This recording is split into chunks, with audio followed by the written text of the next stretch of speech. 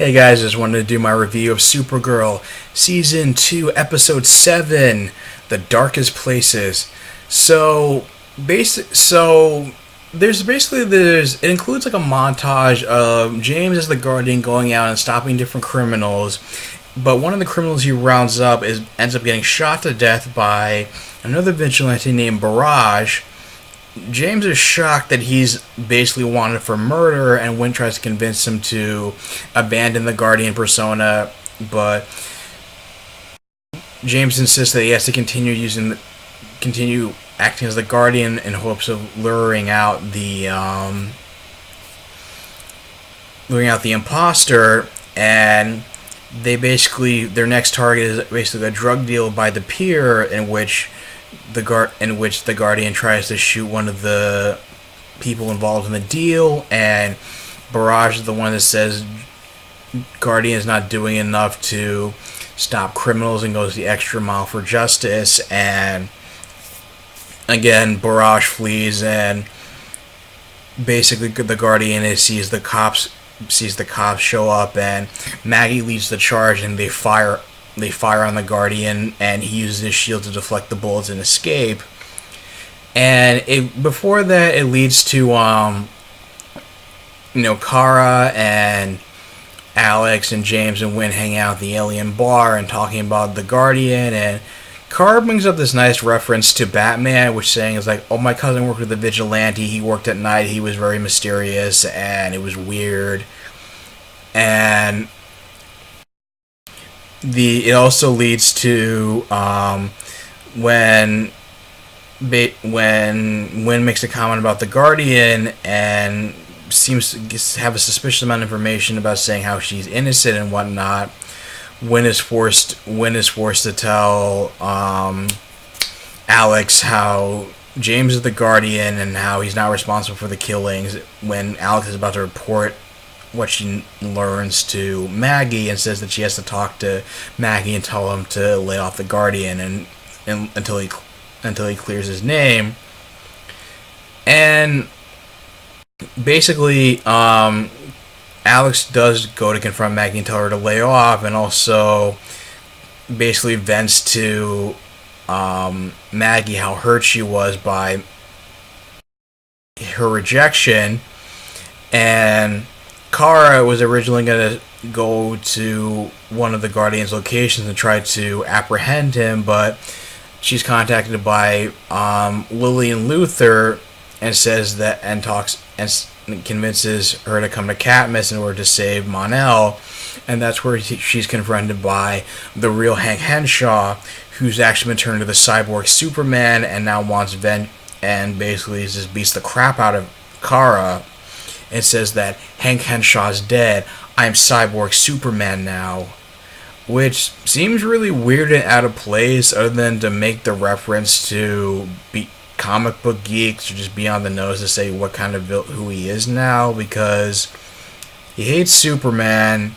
He doesn't have any of the powers, so why would he be calling himself something that he hates? Anyway, Kara and both Mon-El are both found in cages made of Thanagarian nth metal. Lillian Luthor comes in and reveals her true identity to Kara and says how she's pissed about her Lex being imprisoned, and how she blames Superman for Lex being driven to villainy, and that Lex was the true hero, and how she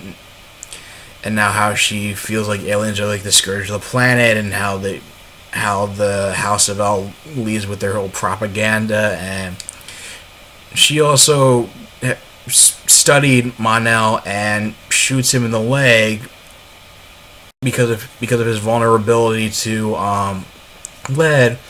She threatens to kill Mon-El unless Supergirl puts on this helmet in which she exhausts her powers and solar flares in the same way that she did when she fought Red Tornado last season, which she does. She loses her powers temporarily, or at least long enough for Katniss to take a blood sample, and Kara and Mon-El confide in one another, saying that they're both scared, and Kara says that, the Prince of Daxam sacrificed himself to make sure that he was worth living and worth surviving. And when Monel's about to comment on the subject, suggesting that he was going to reveal that he was the prince who survived, all of a sudden Jeremiah Danvers shows up out of nowhere with a key card that is able to free Kara and Mon-El, get the lead bullet out of Mon-El's leg so that Kara can get them to safety, and she stays behind to provide a distraction. At first you think it's like, at first you think maybe Jeremiah is involved with Katniss somehow. He's been turned. There's got to be more to this than meets the eye, because he just seems to, even though it was implied last season that he survived, he just seems to appear out of nowhere without any explanation of what he's been up to. So, but that's like his only appearance in the episode, and I guess we're not going to find out more about it until, I guess, next week's episode or future episodes. And another side story was John starts having hallucinations as a result of the blood transfusions from Megan and McGon, and even to the point where it's like he almost shoots one of his co-workers because he thought he was a white Martian. And when they go over the blood test again and with Alex, and they see the blood tests are different, they both realize that Megan is really a white Martian, and they basically have this no holds bar fight, at least on John's end, and he's about to kill her, even though Megan says that she didn't want to be part of the genocide of the Green Martians, how she tried to get as many of them out as she could, but wasn't able to, and was caught. And she says that she returns to her human form and says that if John's really going to kill her, you have to kill her. She wants to die looking as her human form and not as the monster she resembles. And then ultimately John ends up just taking her into custody at the DEO and keeping her in the cell. And Megan warns Johns that because of the blood transfusion that he's slowly turning into a white Martian himself, and there's nothing he can do to stop it. And he sees his hand briefly morphing into a white Martian claw, and starts to worry about that, which is I guess going to be the in-universe explanation for why he's not going to be able to participate in the crossover next week because of complications from that. And also, I guess, and eventually they're able to Win using some detective skills finds out that Barrage is actually an ex-Navy SEAL named Philip Karnowski, who's basically going on after criminals who got off on technicalities, including a man who murdered his own wife. And so just when Barrage is about to execute his next criminal,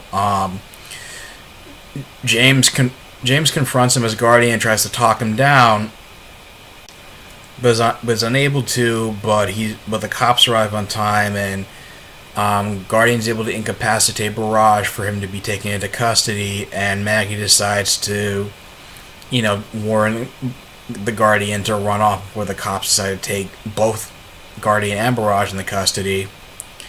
And when Mon-El comes over and he's having dinner at Kara's apartment with her and company, Maggie shows up saying that that she hopes they can still be friends, that that Alec is still important, that Alec is still an important part of her life, and even though she's not used to getting too close with anybody, Alex accepts the fact that they can be friends and agrees to meet her for pool the next time. And Mon-El asks if Kara is single, and it can prove that he's become attracted to her. And I mean, overall, I'd have to say out of the 3 episodes that I've watched, the last couple of episodes I've done videos for, and then the last couple of hours, I say Crossfire is my least favorite. It just seems like it kind of lost some momentum just because I didn't care about the stuff with. It became less interesting stuff with Monel working in the office, and James didn't get the suit yet, and something it felt lackluster. But it felt like these last two episodes, the season started to gain some momentum again, and I'm interested to see what direction it's going in, especially since Cyborg Superman used the blood sample again to the Fortress of Solitude and asked about Project Medusa, which I guess we're going to find out about on Monday. So, anyway, guys, what have you been thinking of Supergirl so far? Leave your thoughts in the comments down below. If you like this video, like, share, and subscribe, and I will talk to you guys soon. Take care.